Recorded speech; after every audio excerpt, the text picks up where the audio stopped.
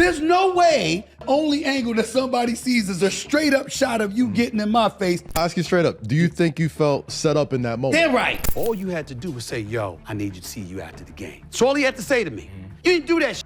Look, I know what you might be thinking. Another video about Stephen A. Smith talking about LeBron James, but hear me out. What's been happening over the past 7 months might be the most bizarre, one-sided beef in media history, and it just reached a whole new level because once again, I just got dragged into the picture. This past week, Stephen A. Smith went on Carmelo Anthony's podcast, 7 p.m. in Brooklyn, and said something that frankly shocked everyone who tuned in. In front of one of LeBron's closest friends, Stephen A. looked into the camera and said, I don't like his ass. Not a little bit. Which is shocking considering the fact that the last 7 months, Stephen A. Smith's been going on a smear campaign just to try to rage bait LeBron James into commenting on him again. And I would typically ignore this, but the one part that caught my attention the most was this. Go back and look at the camera angle. This is 2025. We got technology everywhere. How is it we got one angle and the only angle you see was of him and his face, but you see the back of my peanut head? I'm not going there. I'm just telling you what I see. Remember, I'm in this business. I've been an executive producer for years. I know this business. I know a thing or two about camera angles. There's no way that you're in an arena, you're LeBron James, and the only angle that somebody sees is a straight up shot of you getting in my face. They see no reaction, they see nothing, and that's an accident. I'll ask you straight up, do you think you felt set up in that moment? Damn right did. You thought he had somebody out there too? Damn right that did. Okay. Damn right. Which is absolutely insane if you think about it. I've never had a conversation with LeBron James in my life, although I will admit when I did take the video of the altercation, there was a little bit of a side eye with me and LeBron because he knew I got it on camera. But apart from that, I've never talked to this man in my life. So I'm going to take you through this entire story. It's one of the most hysterical beefs in sports, which I unwillingly participated in, which I don't typically make content like this. So real quick, before we get to the content, make sure you drop a like, subscribe, and turn on your notifications to get the latest NBA news to your device. And now that we get all that out of the way, cue the intro.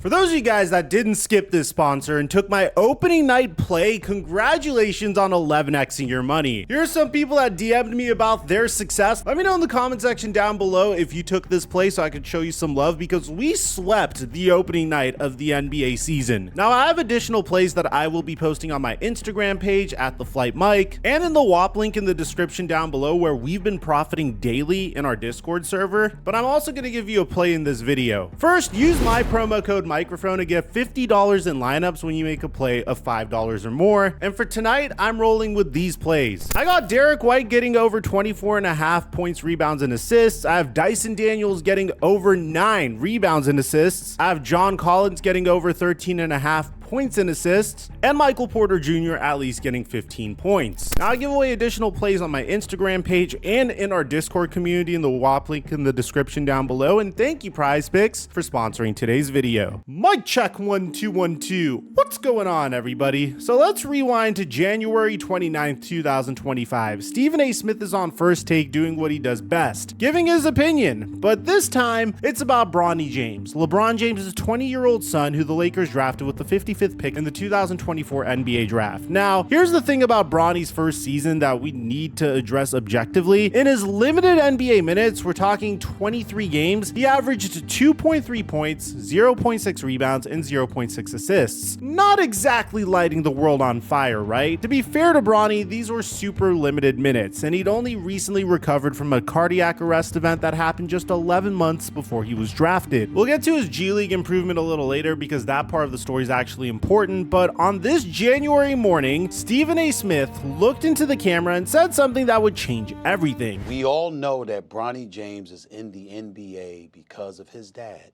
Bronny James is averaging 0.3 points, 0.3 assists and 0.4 rebounds. He continued basically saying that LeBron James was exposing his son by putting him into situations where he wasn't ready to succeed. Stephen A was questioning LeBron's parenting, and it was wrapped in basketball criticism. And look, you can debate whether that criticism is fair or not, but what you can't debate is that clearly hit a nerve. And I'm not gonna go out there and say this is something bizarre that Stephen A Smith said in the past, because I've actually had similar takes in the past. I think LeBron put a lot of pressure on his son from the very get-go, just based off of the interviews that he was giving before Bronny even played college basketball. I want him to get to the NBA. I want to be on the same. I want to be on the court with him. I think that would be an unbelievable moment. Who you want to play with? Bronny is number one on my list. That's dope. He's number one on my list that I want to play with. I mean, hell, when LeBron James's own team was underperforming, he was tweeting out that the team could really use Bronny right now. Now, for context here, Carmelo Anthony would later reveal on his podcast that this tension between Stephen A. Smith and LeBron James has been building for 22 years. That's pressure that's been building since LeBron was a teenager being called the chosen one on the cover of Sports Illustrated. Stephen A. has been there the whole time, commenting, criticizing, and according to him, dealing with LeBron trying to sabotage his career behind the scenes. And we'll get to that wild claim later.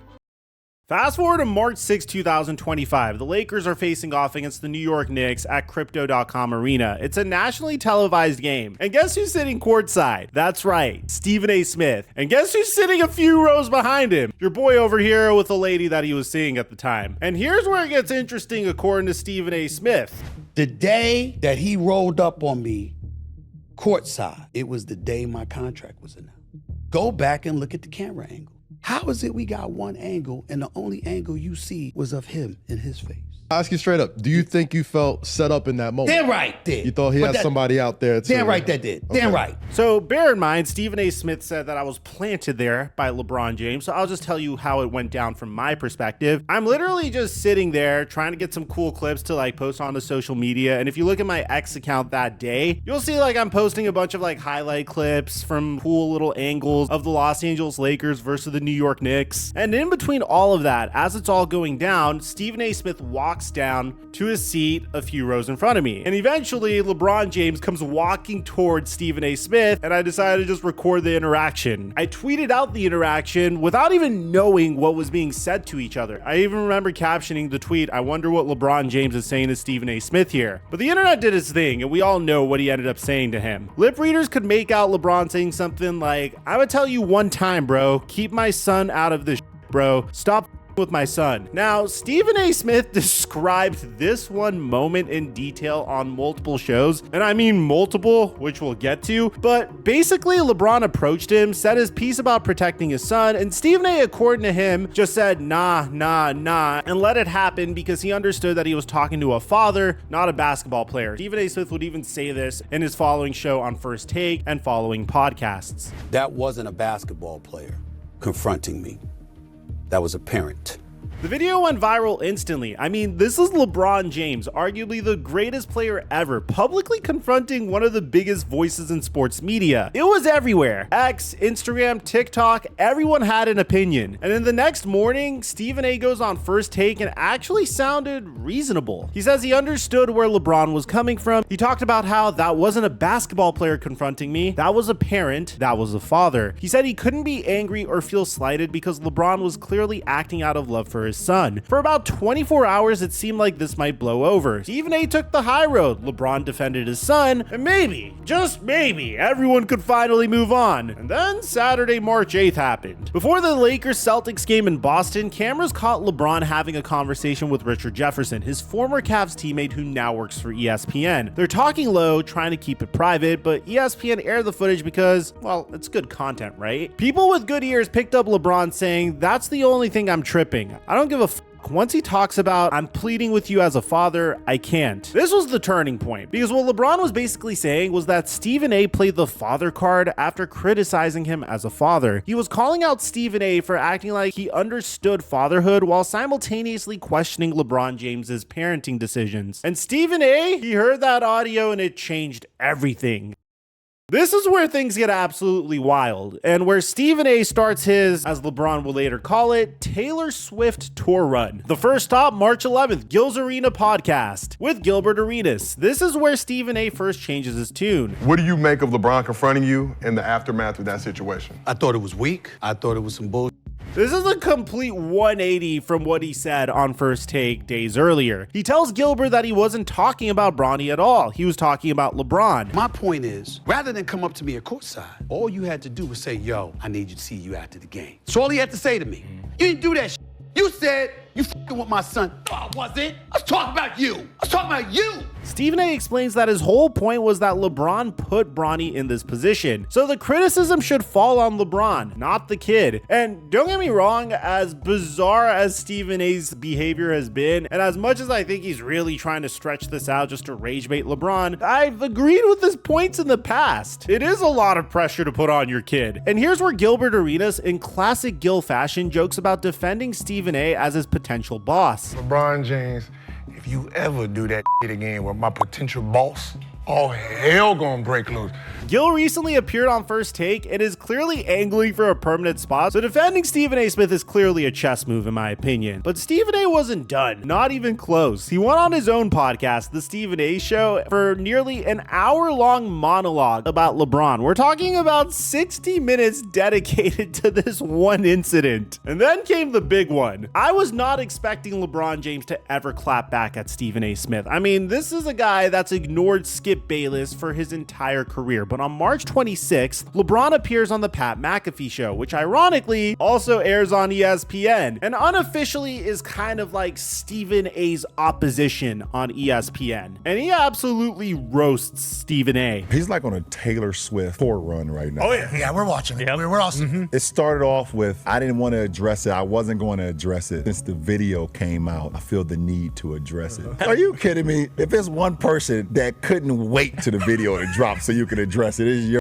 LeBron's point was clear. Stephen A pretended that he didn't want to talk about it, but really, this was exactly what he wanted. The attention, the clicks, the drama. And LeBron called him out for missing the entire point. Now, there's a difference between criticizing someone's on-court performance and making it personal about their family. Pat McAfee is sitting there, his whole crew is laughing, and LeBron is just unloading everything that he's clearly been holding in for years. He talks about how media members have gotten too comfortable disrespecting players, how they crossed the line between sports criticism and personal attacks, and how he has a responsibility to protect not just his son, but all players. It was one of the most candid and raw interviews that LeBron has ever given. No filter, no media training, just honest frustration. So naturally, Stephen A had to respond. Again. The next day on March 27th, Stephen A goes back on First Take and says something that crosses a line that he'll immediately regret. I suggest that he be happy with the things that I haven't brought up. You never really discussed why you were not at Kobe Bryant's memorial service. The problem was that LeBron was there. He just asked cameras not to film him out of respect for Kobe's family. The Los Angeles Times and Washington Post both reported his attendance. Stephen A had to apologize on Twitter, saying, "My apologies and clarification. I misspoke in hour number 1 of First Take today when I intimated that LeBron did not attend Kobe Bryant's memorial. I corrected myself in hour 2 when I acknowledged he was indeed in attendance. My mistake." The damage was done. It shows that in his eagerness to keep the feud going, Stephen A was willing to throw out accusations without doing his homework.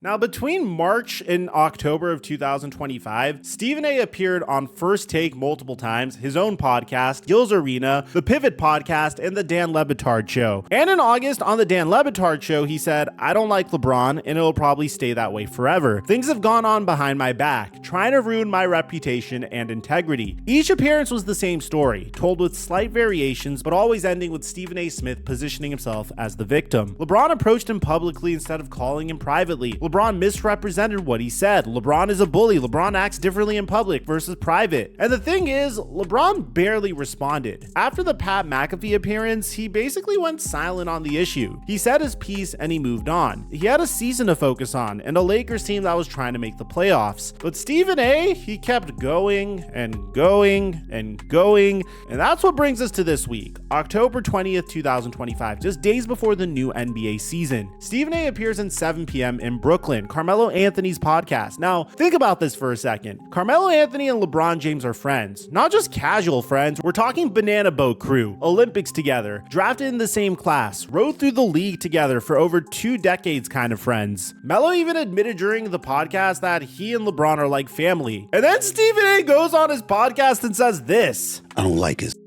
not a little bit. You do not understand the lengths this man would go to. This dates back more than a decade. I believe he's one way publicly, he's another way privately. If it were up to him, I wouldn't be where I am today. It's some low Carmelo Anthony is sitting there, visibly uncomfortable. Fans online roasted him for even giving Stephen A the platform. But it gets even more bizarre. Stephen A claims the whole March confrontation was a setup. He says, go back and look at the camera angle. This is 2025. We got technology everywhere. TNT is a nationally televised game. How is it we got one angle and the only angle you see was of him and his face, but you see the back of my peanut head? Honestly, as the guy that took the video, it was just plain circumstance. I was so close to going to the Lakers versus Pelicans game instead. I didn't know which would have been a better game to go to. I didn't know if I wanted to see Zion play in front of me for the first time or if I wanted to see a more competitive game versus the Knicks. And oh my God, I'm so happy I made the decision that I did, because whenever I just look online and I see this beef is still happening and that I had a hand in it, a part of me is a little satisfied. I'm not gonna lie. Does that mean I like to cause drama? No, it's just really funny to watch this chaos unfold. Because I only made like 1 or 2 videos on this and then dropped it, but Stephen A. Smith is still rage baiting LeBron James about this topic 7 months later, and that is awesome.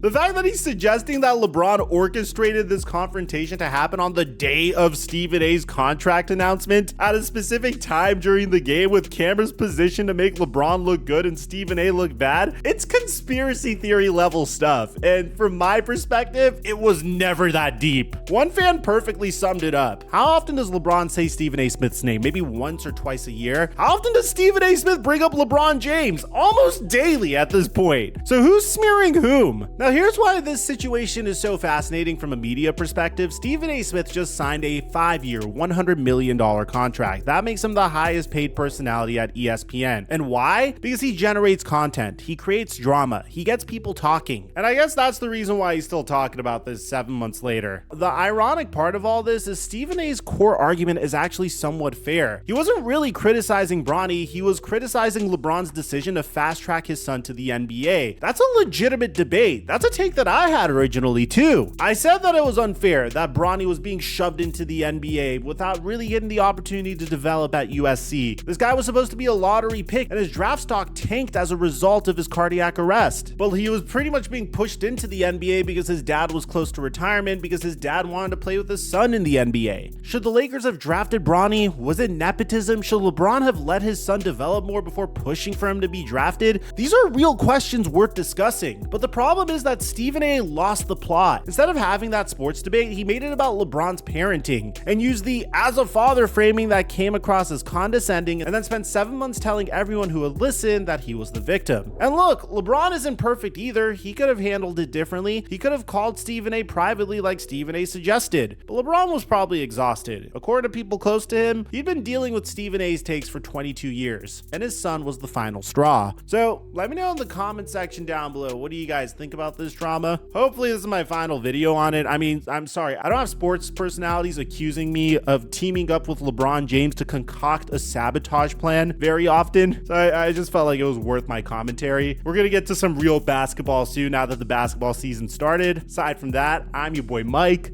and I'm dropping our mic until our next upload.